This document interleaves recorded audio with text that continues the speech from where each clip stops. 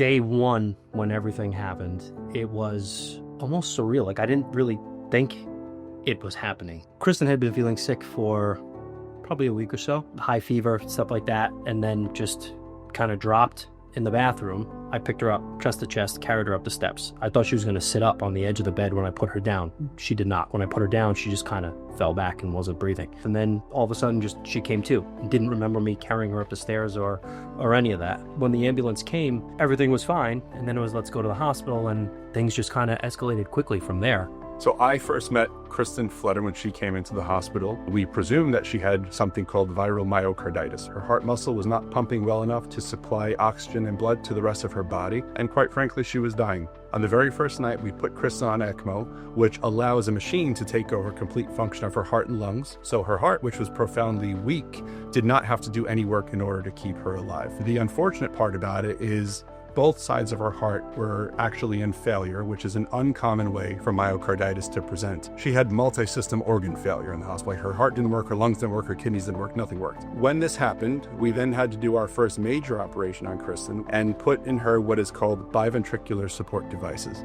which is almost like having two ECMO pumps running at the same time, one for the right side of her heart and one for the left side of her heart. Over the next couple of days, as her body stabilized, her heart was starting to regain function and making a recovery so that it could slowly handle less and less mechanical support. We had done about 5 open heart operations on Kristin over the course of about a week and a half to get her to a condition where her heart had made a full recovery and was back to normal.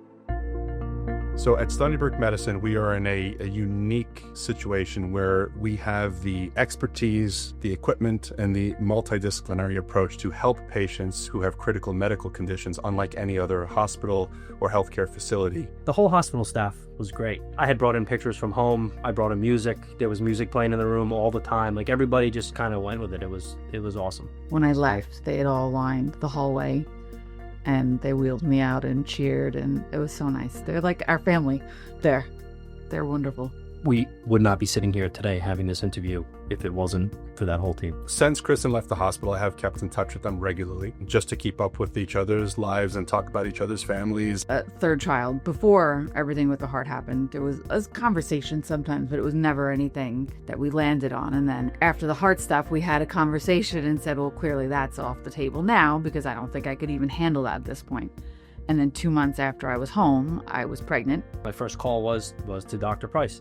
And I think his first words to me were, congratulations. And I was like, wow, like, I wasn't expecting to hear that. Someone who just went through several open heart surgeries and was really, really sick. And then to just find out that you are pregnant can be very scary. If you look in all of the patients who've ever had viral myocarditis, who have then gotten pregnant and gave birth to a healthy baby shortly thereafter, I don't think there have been any cases ever. I stayed with them the whole time and then gave birth in Stony Brook. Then we had Scarlett, and we landed on 7 as her middle name for 7 West, for all the doctors and nurses that took care of me and are the reason why she's here, because she's quite a miracle. I feel like with the circumstances that she was brought in, it's almost like she's meant to be here for something. It's an honor that I have the trust and the respect of the Fludder family. I was very fortunate enough to be invited by the family to take part in the baby's christening, and I spent the afternoon with the Fludder family, their extended family, and their friends, and it was a very, very special time for me to spend time with a patient who I really believed that we had a profound impact on and that I was really able to help.